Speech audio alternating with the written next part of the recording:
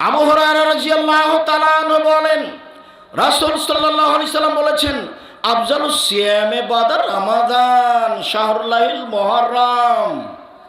রমজানের পরে সবচেয়ে দামি সিয়াম হলো মুহররমের সিয়াম, নফল সিয়াম। রমজানের পরে সবচেয়ে দামি ভালো সিয়াম হলো মুহররমের সিয়াম। লাম্মা কাদামান নবী সাল্লাল্লাহু আলাইহি ওয়াসাল্লাম আল মদিনা, যখন আল্লাহ রাসূল মদিনায় আসলেন, দেখলেন তারা মুহররমের 10 তারিখে সিয়াম থাকে। তখন আল্লাহ রাসূল বলেন, মাহাজাল ইয়াউম আল্লাযী তাসুমুনাহু, এই দিনটা কি গো, তোমরা মুহররমের 10 তারিখে সিয়াম থাকো কেন, কেন থাকো? তখন লোকেরা বলছে, হাযা ইয়াউমুন আযীম, আপনি জানেন না এটা তো অনেক বড় দিন। আনজাল্লাহু তাআলা ফিহি ফিরআউনা ওয়া কওমহু, আল্লাহ তাআলা আনজাল্লাহু মূসা ওয়া কওমহু, আল্লাহ তাআলা এই মুহররমের 10 তারিখে মূসা এবং তার সম্প্রদায়কে বাঁচিয়ে দিয়েছেন। আল্লাহ তাআলা মুহররমের 10 তারিখে মূসা এবং ফিরআউনকে মূসা এবং তার সম্প্রদায়কে বাঁচিয়ে দিয়েছেন। ওয়া গাররাকা ফিরআউনা কওমহু, ফিরআউন তার সম্প্রদায়কে ডুবিয়ে দিয়েছে। আল্লাহ তাআলা এই দিনে ফিরআউন তার সম্প্রদায়কে ডুবিয়ে দিয়েছেন। ফাসামা মূসা শুকরান, মূসা আলাইহিস সালাম এই দিনে শুকরিয়া আদায়ের জন্য সিয়াম থাকেন। আল্লাহ, তুমি এইভাবে আমাকে বাঁচিয়ে দিলে, আমি কি করতে পারি? আমি তোমাকে সন্তুষ্ট করার জন্য সিয়াম থাকছি, তুমি একটু খুশি হও। তাই আমরা ইহুদি খ্রিস্টান হিসেবে মুহররমের 10 তারিখে সিয়াম থাকি। তখন আমাদের নবী বলছেন, শোনো শোনো শোনো শোনো, না না আওলা ওয়া হাক্কু মিনকুম, আমরা তোমাদের চেয়ে বেশি হকদার এই দিনে সিয়াম পালন করার ব্যাপারে। আমরা তোমাদের চেয়ে বেশি অধিকার রাখি এই দিনে সিয়াম পালন করার ব্যাপারে। ফাসামা রাসূলুল্লাহ সাল্লাল্লাহু আলাইহি ওয়াসাল্লাম, আল্লাহ রাসূল মুহররমের 10 তারিখে সিয়াম থাকলেন আর সিয়ামের আদেশ করে দিলেন। তখন জনগণ বলল, আল্লাহ নবী কেমন হলো এটা, আল্লাহ রাসূল কেমন হলো এটা? আপনি বলেছেন ইহুদি খ্রিস্টানদের বিরোধিতা করতে হবে, আপনি আবার মুহররমের 10 তারিখে সিয়াম থাকবেন। ওরাও থাকে আমরাও থাকলাম, ওরাও থাকে আমরাও থাকলাম, তাহলে কি বিরোধিতা হলো? তখন আল্লাহ রাসূল বলছেন, শোনো শোনো শোনো, লাইন বাকিতু সানাতাল কাবেলা লা সুমান্না তাসিয়া, আমি যদি সামনে বছর বেঁচে থাকি তাহলে 9 তারিখও সিয়াম থাকবো। শুনে রেখো, 9 তারিখ হবে বিরোধিতা, 10 তারিখ হবে শুকরিয়া। এই ছেলে, তুমি যে এখন উঠে গিয়ে দোকানের সামনে দাঁড়িয়ে আছো, তুমি কি আমার এই বাক্যটা বুঝতে পারলে আমি কি বললাম? তোমার একটা শরম বোধ হয় না? তোমার একটু কথাকে মূল্যায়ন করার মতো ইতস্তবোধ হয় না? আমি যে বললাম এখন দেখো তো তুমি কি বললাম। আমি 9 তারিখ সিয়াম থাকবো কেন? ইহুদি খ্রিস্টানদের বিরোধিতা করার জন্য। 10 তারিখ সিয়াম থাকবো কেন? শুকরিয়া আদায়ের জন্য। কিসের শুকরিয়া? কিসের শুকরিয়া? মূসা আলাইহিস সালামকে আল্লাহ বাঁচিয়ে দিয়েছেন আর ফেরাউনকে আল্লাহ ডুবিয়ে দিয়েছেন, এই জন্য। তাহলে হোসাইন মুহররমের 10 তারিখে শহীদ হয়ে গেছেন এই জন্য নয়। বুঝা গেল না কথা? হোসাইন মুহররমের 10 তারিখে শহীদ হয়েছেন এই জন্য নয়। ও তো প্রায় মিথ্যা কথা দিয়ে জড়ানো আছে। ফাতেমা কান্দিয়া কয়, আজ বুঝি হোসাইন কারবালাতে শহীদ হয়। ফাতেমা কান্দিয়া কয়, আজ বুঝি হোসাইন কারবালাতে শহীদ হয়। বরফ বিক্রি করছে সে লোকটা বলছে। তো যেই দিন হোসাইন রাদিয়াল্লাহু তাআলা আনহু ইরাকের মাটিতে কারবালার মাঠে শহীদ হন, তার 49 বছর আগে ফাতেমা মারা গেছে।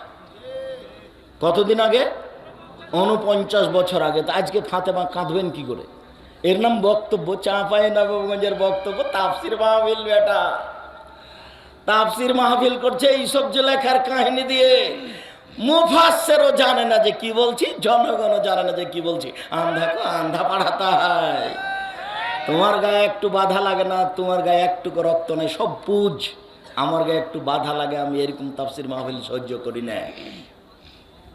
তোমার মুফাসসিরকে আমি খুব ভালোভাবে জানি। আমি বলিনি ইনি, আমি বলেছি 98% জন মুফাসসির মিথ্যুক। আমি বলিনি ইনি মিথ্যুক। আমি বলেছি 95% জন বক্তা মিথ্যুক। আমি বলিনি ইনি মিথ্যুক। আমার এই 31 বছরে আমি কোনোদিন কাউকে বলিনি যে আপনি মুফাসসির, আপনি মিথ্যুক, এ কথা বলিনি। আমি 31 বছরে কোনোদিন বলিনি যে আপনি বক্তা, আপনি মিথ্যুক, এ কথা বলিনি। তোমার যদি সাহস থাকে তাহলে তুমি বলো, আব্দুর রাজ্জাক সাহেব আমার মুফাসসির কালকে তাফসীর করে গেছে, কোনটা মিথ্যা একটু দেখান তো।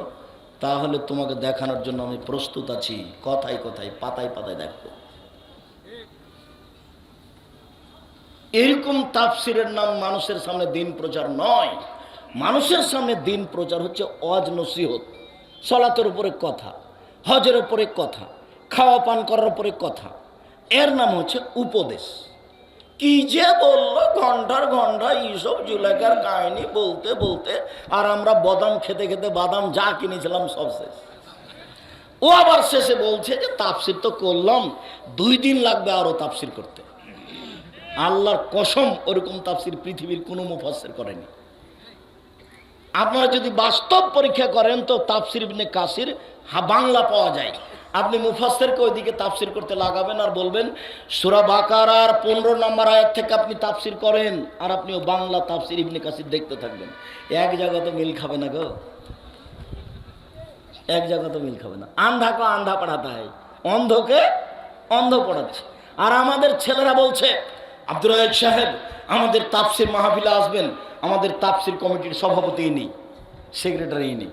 হ্যাঁ, আপনারা 1 বছরের জন্য টাকা দান করেন, সামনে বছর আনতে হবে।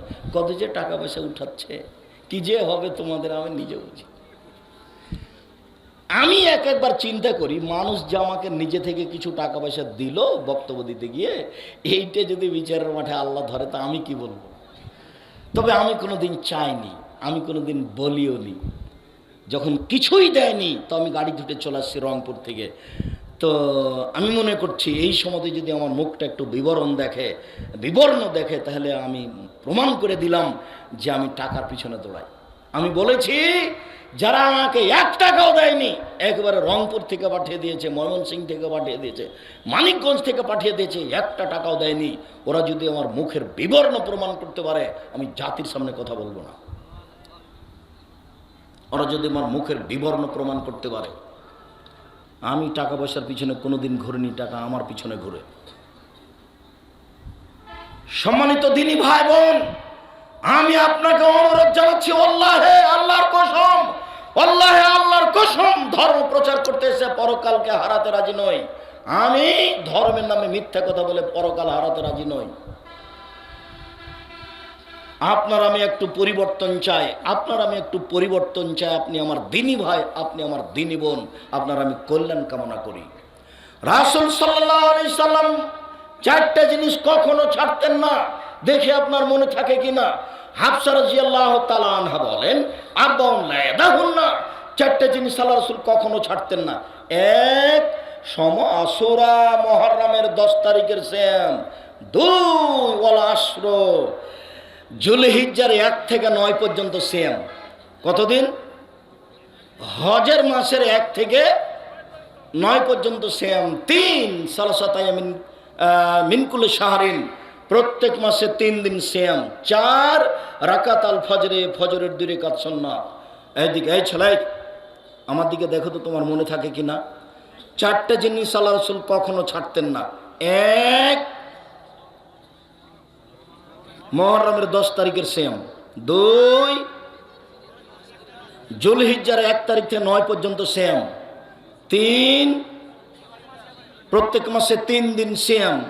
4, ফজরের 2 রাকাত সুন্নাত। মনে মনে বলবা, বাড়ির দিকে যাবা ভুলে।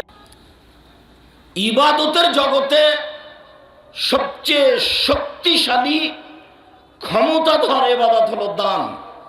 পৃথিবীতে দানের চেয়ে শক্তিশালী ক্ষমতাধর পাওয়ারফুল ইবাদত নেই, সেটা হলো দান। দানের মতো শক্তিশালী ইবাদত পৃথিবীতে নেই। অবাক জিনিস, যে দান করলেন আপনি, কাজ হলো আরেক জায়গাতে গিয়ে। আপনি দান করলেন আপনার মায়ের নামে, কবরের শাস্তি বন্ধ হয়ে গেল। আমি বলিনি এই কথা মুহাম্মদ সাল্লাল্লাহু আলাইহি ওয়াসাল্লাম বলেন। তিনি বলেন, ইন্না সাদকাতা তুতফি হারাল কবরে, নিশ্চয় দান কবরের শাস্তিকে বন্ধ করে দেয়। দান এমন এক শক্তিশালী ইবাদত। রাসূল সাল্লাল্লাহু আলাইহি ওয়াসাল্লাম বলেন, ইন্না সাদকাতা সিররে তুতফি গাযাবার রাব্বে, নিশ্চয় দান আল্লাহর রাগকে মিটিয়ে দেয়। আপনি পাপ করেছেন, আল্লাহ জাহান্নামে দিবেন সেজন্য অপেক্ষা করছেন, আপনি দান করলেন, সেটা মিটে গেল, হারিয়ে গেল। তিনি বলেন ইন্না সাদকাতা তুতফিল খাতিয়াতা কামা ইতফিল মাউন নারা, নিশ্চয় দান মানুষের পাপকে মিটিয়ে দেয়, পানি যেমন আগুনকে নিভিয়ে দেয়। আমি অনবদক, এই ছেলে, আমি এখানে কানে শুনতে পাচ্ছি, তুমি শুনতে পাও না? আমাদের যারা এইসব দায় দায়িত্ব নিয়েছে সব ছেলেরা কোথায়? পাশে পাশে কোনো মানুষ যেন চলাচল করতে পারে না, হাঁটে। আমি যে কথা বলছি আপনি গল্প করছেন, আপনার একটু লজ্জা হয় না? আপনার একটু শরম হয় না? আপনি কি নিজে গরু ছাগল পশু মনে করছেন? আপনি কি নিজেকে পশু মনে করছেন? আপনার আমি বলেছি, আমি সালাম দেওয়ার পরে কাজ কর্ম চলাচল কথাবার্তা ক্রয় বিক্রয় সব বন্ধ করে দিবেন। আমি আপনার জন্য এসেছি, আপনার কিছু না কিছু আমি উপকার করবই করবো ইনশাআল্লাহ। আমি সালাম দেওয়ার পরে আপনি কোন লজ্জায় কথা বলেন, আপনি কোন শরমে কথা বলেন? আমি আপনার জন্য এসেছি।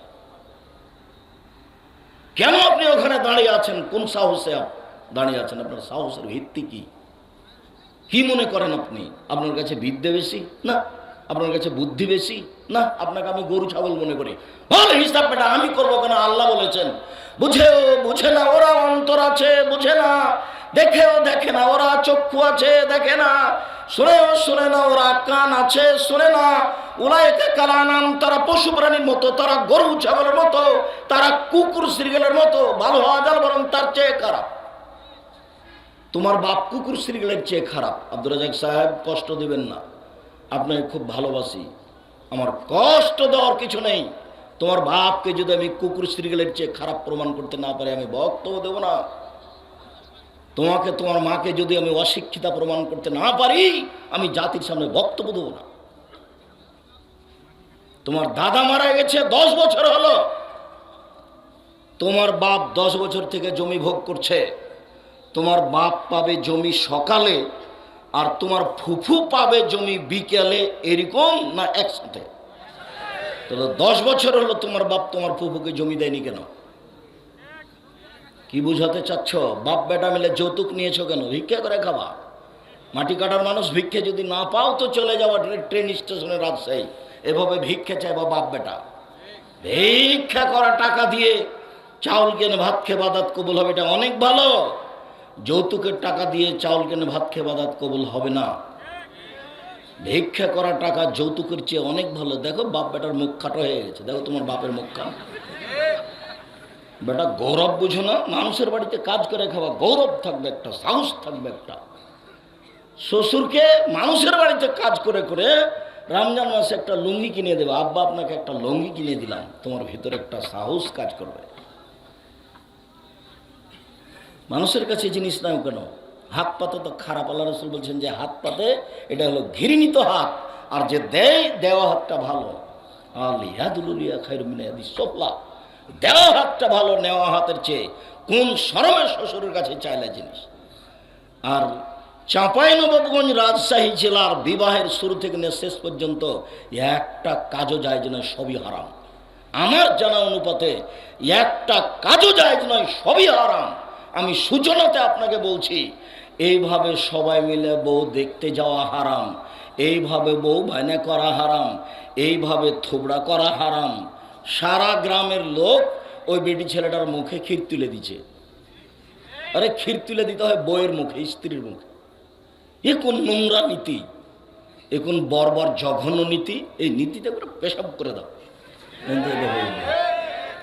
আর সেদিন তো তোমাকে আমি বলে গেছি, ডুলি বিবি শব্দটা এমনভাবে পেশাব করে দিবা যে 10 বছর 20 বছর পরে মানুষ যেন ডুলি বিবি শব্দ খুঁজে না পায়। কি গো, ডুলি বিবি মানে কি?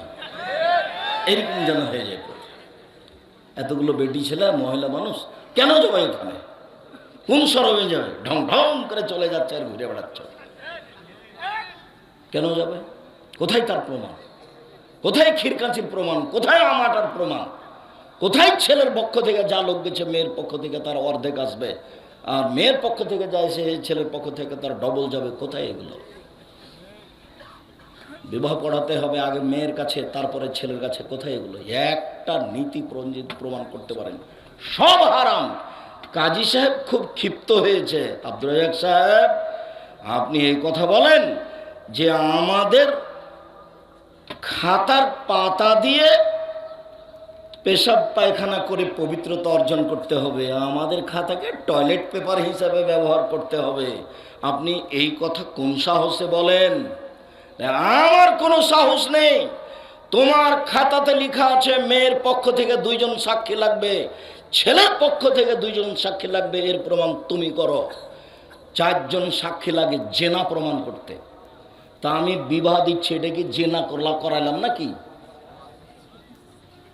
কিয়ামত পর্যন্ত সময় থাকলো, বিবাহের জন্য যদি 4টা সাক্ষীর প্রমাণ হয়ে যায়, আমার জীবদ্দশায় প্রমাণ হয়ে গেলে সেদিন থেকে আমি জাতিকে বলবো আসসালামু আলাইকুম, আর ভুল হয়েছে, আমি বাড়ি চলে গেলাম, আর কোনোদিন জাতির সামনে আসবো না।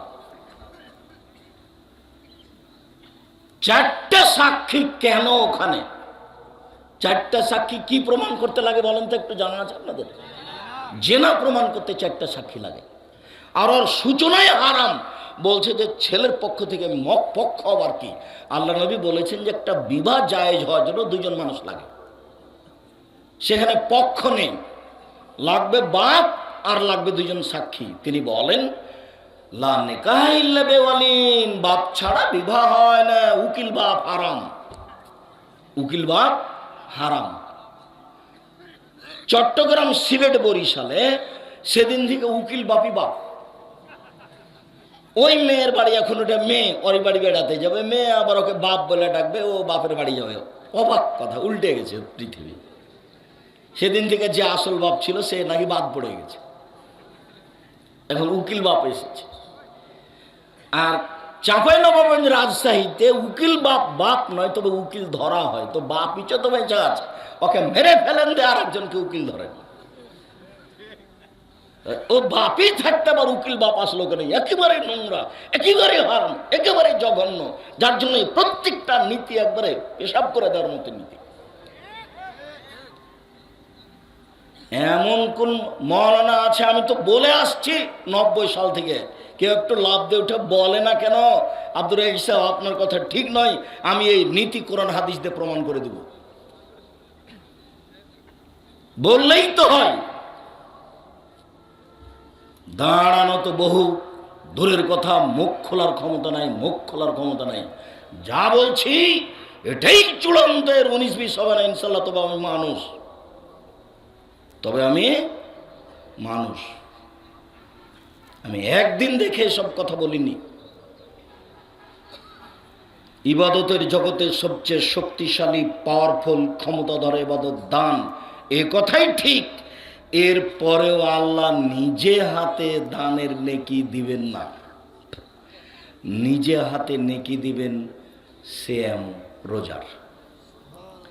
ইবাদতের জগতে সিয়ামের চেয়ে শক্তিশালী কোনো ইবাদত পৃথিবীতে নেই। সালাত এমন একটি ইবাদত যার উপরে নির্ভর করে অন্যান্য ইবাদত। বুঝলাম সবচেয়ে দামি ইবাদত সিয়াম। আব্দুর রাজ্জাক সাহেব, আপনার মুখে এটাই বুঝলাম। এর পরেও বলছি, যদি নামাজ না থাকে, সালাত না থাকে, তাহলে সিয়ামের মতো ইবাদতকে আল্লাহ কেটে দেবেন। এই কথাই ঠিক যে দান সবচেয়ে শক্তিশালী ইবাদত, তবুও যদি নামাজ না থাকে, সালাত না থাকে, তাহলে ওই দানের মতো ইবাদতকে আল্লাহ কি করবেন? কেটে দিবেন, ওটা বাতিল। আব্দুর রাজ্জাক সাহেব, আপনার মুখে শুনেছি আপনি একদিন বলছিলেন যে লাইসা শাইউন আকরামা ইনদাল্লাহি মিনাদ দুআ, চাওয়া, ভিক্ষা করা আল্লাহর কাছে, আল্লাহর কাছে চাওয়া কাজটা আল্লাহর কাছে যত প্রিয়, পৃথিবীর কোনো কাজ আল্লাহর কাছে তত প্রিয় নয়। মানুষের কাছে চাইলে মানুষ ক্ষেপে যায়, আর আল্লাহর কাছে চাইলে আল্লাহ খুশি হন। 2টা বাক্য মনে রাখবেন। মুরব্বী, এদিকে খেয়াল করেন। এই ছেলে, তোমাকে এত শক্তভাবে বলার পরেও কি তুমি কথা বলছো? তুমি কি আসলেই গরু ছাগল হয়ে গেছো? তোমার কাছে বড় মোবাইল থাকে, ল্যাংটা বেটি ছেলেকে দেখে, জেনা দেখে তুমি চক্ষু ঠান্ডা করো, তুমি কলিজা ঠান্ডা করো, এই দিয়ে তুমি দেখাতে চাচ্ছ যে আমি শিক্ষিত যুবক। তোমাকে তো আমি সেদিন বলে গেছি যে তুমি বড় মোবাইল আর কাছে রাখবে না কোনো দিন। বড় মোবাইলে পেশাব করে দিবা। বড় মোবাইল তোমাকে ধ্বংস করেছে, তোমার বাপকে ধ্বংস করেছে, তোমার মাকে ধ্বংস করেছে, তোমার বংশকে ধ্বংস করেছে। তুমি বড় মোবাইলে দিন রাত ল্যাংটা মেয়েকে দেখছো, কলিজা ঠান্ডা করছো, চক্ষু ঠান্ডা করছো, আর জান্নাত কিনতে চাচ্ছ। জান্নাতের মেয়ে পড়ে আছে। জান্নাতের মেয়ে অত সহজ নয়। এই মেয়ে, তোমাকে বলছি, তুমি একটা মেয়ে মানুষ, তোমার হাতে বড় মোবাইল কেন? তোমার ওই মোবাইলে ল্যাংটা মেয়ে নাচে কেন? তোমাকে খারাপ লাগে না? তোমার একটু শরম হয় না? তোমার একটু হায়া হয় না? তোমার একটু লজ্জাবোধ হয় না? তুমি কি করো? কই, আমরা তো জাতির কাছে ভিক্ষে চেয়ে মাসে 24 লক্ষ টাকা মানুষকে বেতন দিই, তো বড় মোবাইল ব্যবহার করি না, করতেও পারি না, তো কই আমাদের তো প্রয়োজনও হয় না। তুমি কি করো ওই মোবাইল দিয়ে? তোমার হাতে, তুমি মেয়ে মানুষ, তোমার হাতে মোবাইল কেন? ও দিয়ে তুমি কি করো? বলে আব্দুর রাজাক, সে দিয়ে আমি বই পুস্তক ঠিক করি, অনলাইনে পড়ি। তুমি অনলাইনে শুধু পড়ো আর কিছু করো না? তুমি শয়তানকে চিনো? শয়তান আল্লাহকে বলছে, আল্লাহ যখন বললেন সর সর এখান থেকে সর, আমি যে বললাম যে তুই আদমকে মেনে নে, তো তুই বললি যে আমি মানতে পারবো না, আমি মাটির তৈরি নই, আমি আগুনের তৈরি, তো তোর অহংকার বেশি হয়েছে, সর সর সর। তখন শয়তান বলছে, ওয়া ইজ্জতাকা ওয়া জালালাকা ওয়া ইরতিফায়ে মাকানাকা, আল্লাহ তোমার মর্যাদার কসম, তোমার সম্মানের কসম, তোমার ইজ্জতের কসম, লা উবিয়ানাল ইনসানা, মানুষকে আমি ভ্রান্ত করবই করব। আমি শয়তান একাই জাহান্নামে যাব না, আদমের ছেলে মেয়েকে নিয়েই যাব, ওদের দেখে ছেড়ে দেবো কি করে ও জান্নাতে যেতে পারে আমাকে বাদ দিয়ে। এই কথা যখন শয়তান বলল, তখন আল্লাহ বলছেন, ওয়া ইজ্জতি ওয়া মাকানি ওয়া ইরতিফায়ে মাকানি ওয়া জালালি, শয়তান তুমি মনে রেখো, আমার সম্মানের কসম, আমার ইজ্জতের কসম, আমার মর্যাদার কসম, আদম সন্তান আমাকে যতবার বলবে ভুল হয়েছে, আমি ততবার ক্ষমা করে দেব। দেখি তুই কি করতে পারিস। তাহলে আপনি বুঝতে পারছেন না শয়তান আপনার কত বড় শত্রু? ও জিদ করে আছে, ও জীবন বাজি রেখে আপনাকে জাহান্নামে নিয়ে যাবে, এটা ওয়াদা করেছে আল্লাহর সামনে, এটার ওয়াদা। এই জন্য কিয়ামত পর্যন্ত বেঁচে থাকবে। এই মেয়ে, ফ্যাশন বোরকা পরে আছো কেন? তোমার পরনে কোন বোরকা এটা? আর তুমি যে মাথায় কাপড় না দিয়ে বসে আছো, এটা তোমার কেমন? তোমাকে কে শিক্ষিতা বলেছে? কে বললো তোমাকে? না, আমি তো কোনোদিন বলিনি। দেখো, জাতির ক্ষতি করে, মানুষের ক্ষতি করে, জনগণকে জাহান্নামে ঠেলে দিয়ে নিজেকে শিক্ষিতা মনে করো না। নিজেকে গুটিয়ে রাখো। জীবন অল্প দিনের, বেশি দিনের জীবন নয়। এইভাবে হাট বাজারে যায় না, প্রয়োজন নেই। কই, আমরা তো কোনোদিন হাট বাজারে যাই না, আমাদের তো চলছে, তো আমরা তো বেঁচে আছি। কোনো দিন নয়, একদিনও নয়, এক সন্ধ্যার জন্য নয়, 1 মিনিটের জন্য নয়, তো কই আমরা তো বেঁচে আছি। তোমার হাটে বাজারে যাওয়া লাগে কেন? ঢং ঢং করে চলে যাচ্ছ হাটে বাজারে। তোমার বাপ নেই, তোমার ভাই নেই, তোমার স্বামী নেই, তোমার দেবর ভাসুর নেই, সব কি মরে গেছে? তুমি কি বিপদে পড়ে গেছো? তোমার একটা আত্মমর্যাদা থাকার দরকার। তোমার বাপের একটা আত্মমর্যাদা আছে, যেটা তুমি রক্ষা করবে। তোমার স্বামীর একটা আত্মমর্যাদা আছে, সেটা তুমি রক্ষা করবে। শোনো, মধ্যখানে তোমাকে বলছে দুটা কথা। সম্মানিত দিনী বোন, আপনাকে বলছে একটু দুটা কথা খেয়াল করেন তো। গল্প করছেন নাকি? আপনাকে গল্প করতে নিষেধ করলাম। একজন যদি আপনার গায়ের উপর দিয়ে এইদিকে চলে যায়, তবে আপনি মুখ খুলবেন না। গায়ের উপর দিয়ে চড়ে চলে গেছে, আপনি মুখ খুলবেন না। মুখ বন্ধ করেন। আমি নির্বাচন করতে আসিনি, আমি ভোট চাইতে আসিনি। আপনার স্বভাব ভালো নয় এই কথাটা বলতে এসেছি। আপনার গায়ের উপরে দাঁড়া চলে যাক, আপনি কথা বলবেন না, মুখ খুলবেন না। আর উপস্থিত বৈঠকের দিনই মুসলিম ভাই বোন, ক্ষমতা দেখিয়ে একসঙ্গে বাঁচতে চায়েন না। হ্যাঁ, দেখে নিব কে কি করে। এই ক্ষমতা দেখিয়ে 1 মিনিট বেঁচে থাকার চেষ্টা করিয়েন না, এরই নাম জুলুম। দাঙ্গাবাজি করে, ক্ষমতা দেখিয়ে, দলীয় দাপট দেখিয়ে মানুষের জমি দখল করিয়েন না, মানুষকে জেল হাজতে দিয়েন না, দোকানে বসে মানুষের বিরুদ্ধে আড্ডা পিটিয়েন না, মানুষের বদনাম করিয়েন না, সুদ ঘুষ খেয়ে অর্থ সম্পদ তৈরি করে অহংকার করিয়েন না। দাঙ্গাবাজি করে, ক্ষমতা দেখিয়ে, আত্মঅহংকার করে 1 মিনিট বাঁচার চেষ্টা করিয়েন না। মাটির মানুষ, নরম হয়ে যান। প্রতিবেশী যা বলেছে বলেছে, উত্তর দিবেন না। প্রতিপক্ষ যা বলেছে বলেছে, উত্তর দিবেন না। সময় শেষ হয়ে গেছে। শুনুন, উপস্থিত বৈঠকের মুসলিম বোন, আপনার কাছে এসেছি, আপনি একটু খাস করে 2টা কথা শুনে রাখেন। প্রথম কথা হলো এই যে আপনার একটু আত্মমর্যাদা থাকা দরকার। আত্মমর্যাদা, মান সম্মান। আপনার বাপের একটা আত্মমর্যাদা আছে, সেটা রক্ষা করা উচিত। আত্মমর্যাদা কাকে বলে দেখেন তো, আপনাকে আমি দেখাচ্ছি, 2-3টা দিক দেখাচ্ছি। আল্লাহ রাসূল জান্নাতে ঢুকলেন, ঢুকে দেখলেন স্বপ্নে খুব সুন্দর একটা টকটকে ঝকঝকে ঘর, বুখারীর হাদিস। তা আল্লাহ রাসূল বলছেন যে পাশে একটা বৃদ্ধা মহিলা, এই মহিলা বলতে পারো এই ঘরটা কার? তখন মহিলা বলছে, জি, এটা উমরের ঘর। তখন আল্লাহ রাসূল বলছেন, আমার মনটা চাইলো যে আমি একটু ঘরটার ভিতরে ঢুকে দেখি, বাহির যদি এত সুন্দর হয়, ভিতরই বা কেমন, দেখার আমার স্বাদ হলো। কিন্তু মনে পড়লো উমরের আত্মমর্যাদার কথা। উমর খুব বড় মানুষ, তার ঘরে ঢোকা যাবে না, তাই আমি ঢুকলাম না। সকালে উমরের সাথে দেখা হয়ে গেল, উমর, আমি জান্নাতে ঘোরার সময় দেখলাম তোমার একটা ঘর, আমার মনটা চাইলো তোমার ঘরে ঢুকি, কিন্তু তোমার আত্মমর্যাদাকে হিসাব করে আমি ঢুকতে পারিনি। উমর তখন বলছেন, আপনি আমার আত্মমর্যাদাকে খেয়াল করেন। এই বলে তিনি কাঁদতে লাগলেন। আত্মমর্যাদা। এবার তোমার কাছে চলে আসলাম, একবারও তোমার সাথে বড় কথা নয়, আপনি পড়বেন, আপনার দিনী ভাই বোন পড়বেন, বিশেষভাবে মাসিক আল হিতেশাম পত্রিকা।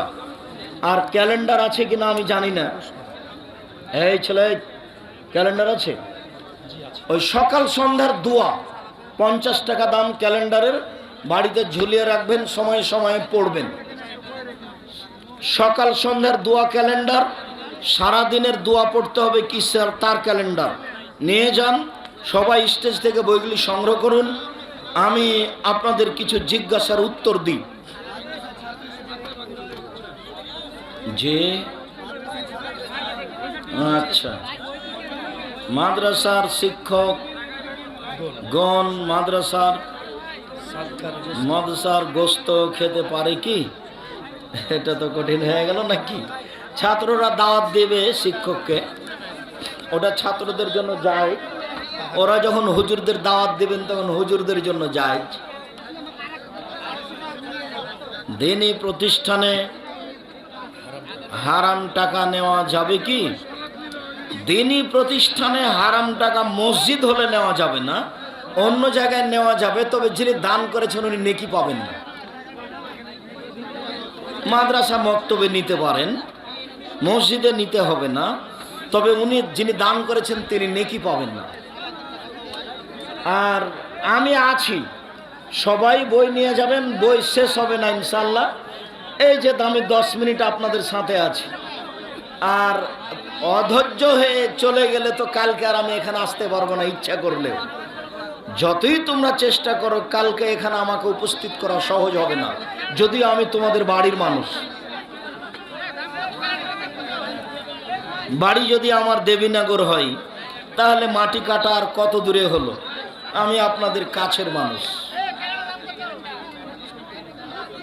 স্ত্রী স্বামীর বন্ধনে থাকবে না, তাহলে মোহরের টাকা সে কি ভোগ করতে পারবে? জি না, স্ত্রী না থাকলে মোহর ফেরত দিয়ে যাবে। আর এদেশে মোহরই দেয় না। লাশকে কবরে রাখার নিয়ম কি? পাঁর দিক থেকে লাশটাকে ঢোকাতে হবে, যেদিকে পা থাকে ওদিক থেকে, তাহলে পাঁর দিক থেকে লাশটাকে ঢোকাবে, আর একবারে পুরো ডান কাতে রাখবে, কবরের দেওয়ালের সাথে লাগিয়ে দিয়ে ডান কাতে রাখবে। তাসবিহ কি ডান হাতের শাহাদাত আঙ্গুল দ্বারা? যেটাই হোক, কনিষ্ঠ কুড়া আঙ্গুল থেকে হোক আর বুড়া আঙ্গুল থেকে হোক, যেখান থেকেই শুরু হোক, ডান হাতে সুবহানাল্লাহ আলহামদুলিল্লাহ, কুড়া আঙ্গুল থেকে হোক আর বুড়া আঙ্গুল থেকে হোক, এটা ডান হাতে শুরু করবেন, যেখান থেকে হোক। বিয়েতে গায়ে হলুদ ও থুবড়া খাওয়া যাবে কি? গায়ে হলুদ দিতে পারে, তার মা খালা দিবে। দেশের প্রথায় দেওয়া হারাম, দেশের প্রথায় এই থুবড়া হারাম। শ্রাবণ মাসে শবে বারাত কি শ্যাম রাখা যাবে? জি না, শবে বারাতে শ্যাম রাখা যাবে না, গুনাহ হবে। যারা প্রতিদিন 13-14 রাখে, 13-14-15 প্রতি মাসে, তারাও শ্রাবণে 13-14-15 রাখবে, শুধু 15 তারিখ রাখা যাবে না। আর নিয়ম হলো 1 থেকে 15 পর্যন্ত, একটা না, 1 থেকে 15 তারিখ পর্যন্ত শ্যাম থাকার চেষ্টা করবেন।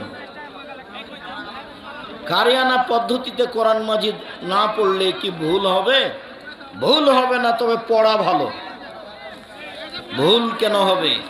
কেউ যদি ছেঁচড়া মেচড়া করে কোনো রকম করে পড়তে পারে, তাহলে ডবল নেকি পাবে। এই কথা মুহাম্মদ সাল্লাল্লাহু আলাইহি ওয়াসাল্লাম বলেন, হাদিস বুখারী মুসলিম।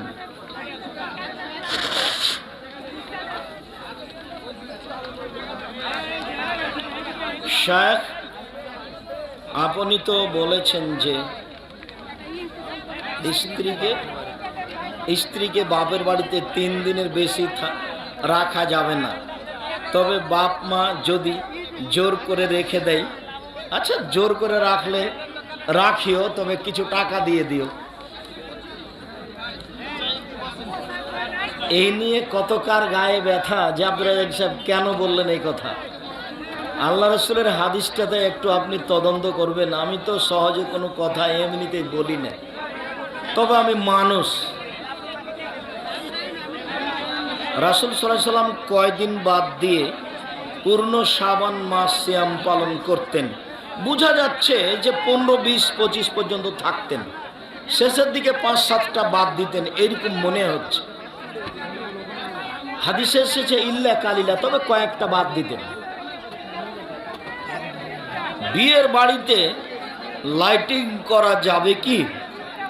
বিয়ের বাড়িতে লাইটিং করাতে কোনো সমস্যা নেই, আর টাকা আছে করুক, কিন্তু বেপর্দা হয়ে যেসব মেয়েরা নাচানাচি করছে, গান চলছে, গীত বলছে, এগুলো হারাম। বিবাহ তো প্রচার করে আল্লাহ রাসূল করতে বলেছে, কিন্তু এখন নগ্নতা যদি এর সাথে ঢুকে, তাহলে তো ওটার জায়েজ হবে না। কাঁচা পেঁয়াজ খেয়ে যদি মুখ পরিষ্কার করে মসজিদে যায় না, কাঁচা পেঁয়াজ খাওয়া হারাম। কাঁচা পেঁয়াজ খাওয়া হারাম নয়, খাওয়া যায়, তবে মসজিদে গেলে দাঁত পরিষ্কার করে গন্ধমুক্ত অবস্থায় যেতে হবে। একজন কোরআনের হাফেজ কিয়ামতের মাঠে জান্নাতে নিয়ে যাবেন অন্য কয়জনকে? একজনকে নয়, একজনকে নয়। যে শহীদ হবে সে 70 জনের ব্যাপারে সুপারিশ করতে পারবে। যে শহীদ হবে, 4 শ্রেণীর মানুষের কবর আযাব হবে না। উপস্থিত বৈঠকের মুসলিম বোন, আপনার একটা কথা শোনার প্রয়োজন ছিল গো। 4 শ্রেণীর মানুষের কবর আযাব হবে না। তার 1 শ্রেণীর মানুষের রাতে সূরা মুলক পড়ে, 1 শ্রেণীর মানুষের জুমার দিন মারা যায়, 1 শ্রেণীর মানুষের পেট ব্যথায় মারা যায়, 1 শ্রেণীর মানুষের শহীদ হয়। এদের কবরের শাস্তি হবে না। একটা বাচ্চা হারিয়ে গেছে, ওর মা কাঁদছে, যদি বাচ্চাটা কেউ পেয়ে থাকে নিশ্চয়ই।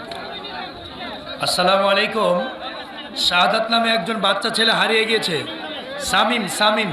কেউ যদি পেয়ে থাকেন অথবা জেনে থাকেন, স্টেজের কাছে অথবা আমাদের ভলেন্টিয়ার ভাইদের কাছে জমা দেবেন ইনশাআল্লাহ। ওনার মা কাঁদছে। কবরস্থানে গিয়ে মৃত ব্যক্তিকে কি সালাম দেওয়া যাবে? কবরস্থানে গিয়েই তো সালাম দিতে হবে। আসসালামু আলাইকুম আহলাল কবুরে আগফিরুল্লাহু লানা ওয়া লাকুম ওয়া আনতুম সালাফুন নবিল আসর, এটা পড়া যাবে না। বলতে হবে আসসালামু আলাইকুম আহলাদ দিয়ার মিনাল মুমিনিনা ওয়াল মুসলিমিনা ওয়াইনা ইনশাআল্লাহ বিকুম লা লাহিকুনা নাসআলুল্লাহ লানা ওয়া লাকুম আল আফিয়া, এই দোয়া পড়তে হবে। চেয়ারে বসে নামাজ হবে কি? আমরা তো হবে না বলতে পারি না, তবে শরীরের গতিতে পড়তে পারলে ভালো হবে। দাঁড়িয়ে নয় বসে, পাকে কেবলার দিকে মুখ করে দিয়ে, আর নাহলে শুয়ে পাকে কেবলার দিকে করে দিয়ে, এটা সবচেয়ে উত্তম হবে। বসে চেয়ারে বসে পড়তে পারে, তবে সবচেয়ে উত্তম হবে নিজের গতিতে, নিজের শরীর অনুযায়ী পড়া। মোবাইল ব্যাংকিং জায়েজ কি? এগুলো উপার্জনের জন্য করতে হবে না, নিরুপায় হয়ে আপনি ওর সাথে সাথ দিতে পারেন, রাখতে পারেন, কিন্তু নিজে উপার্জনের জন্য এটা করা হবে না। মসজিদের মাইকে কোন ধরনের ঘোষণা দেওয়া যাবে? মসজিদের মাইকে সামাজিক ঘোষণা দিতে পারে, তবে মৃত ব্যক্তির ঘোষণা দেওয়া যাবে না, এটা হলো জাহেলিয়াত। অমুক ব্যক্তি নিজ বাসভবনে মারা গেছে, মরহুমের জামাত বিকাল 3টায় হবে, আপনারা অংশগ্রহণ করে অশেষ সবের ভাগীদারি হন। এই প্রচারের নাম হলো জাহেলিয়াত। এটা হারাম, এটা করা যায়। মাইকে যখন চিল্লিয়ে বলে তখন ওটা হয়ে যায়। মৃত্যু সংবাদ আল্লাহ রাসূল দিতে বলেছেন, মোবাইলে দিতে পারেন, গিয়ে দিতে পারেন, চিৎকার করে দেওয়াটা না যায়, সেই জন্য এভাবে না করা হয়েছে। অবৈধ টাকা মসজিদে দান করা যাবে কি? না।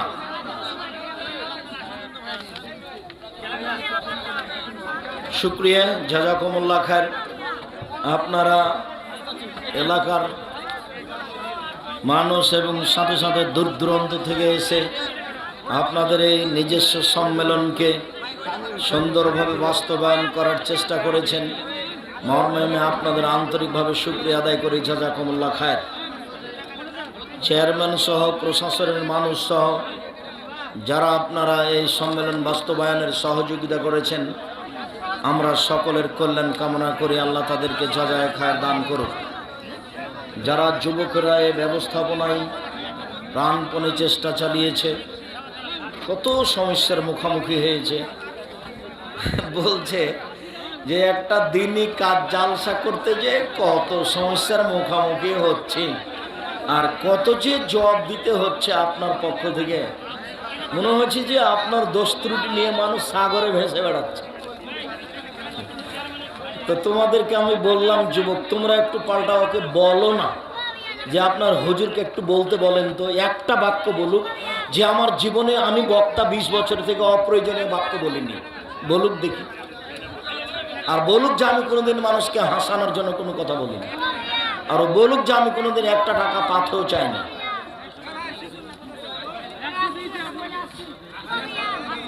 মসজিদে কেউ যদি দোয়া চায় তাহলে কি সম্মিলিতভাবে দোয়া করা যাবে?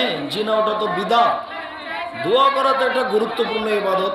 হাত তুলে দোয়া করলে আল্লাহ খালি হাত ফিরে দিতে লজ্জা পায়, হাত তুলে দোয়া করবেন।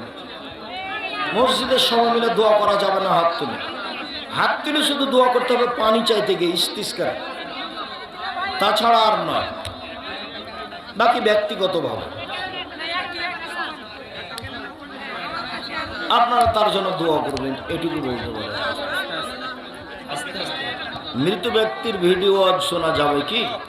যাবে, দিন প্রচারের জন্য ভিডিও আজ শুনতে কোনো সমস্যা নেই। সাত করে যেন ছবি না উঠিয়ে রাখে। আল্লাহ তাআলা মানুষের বিয়ের দিন তারিখ কি লেখা আছে না কর্মের উপর নির্ভর করে? লেখা আছে কর্ম দিয়ে বাস্তবায়ন হবে, লেখায় আছে, কিন্তু বাস্তবায়ন হবে কি দিয়ে? কর্ম দিয়ে।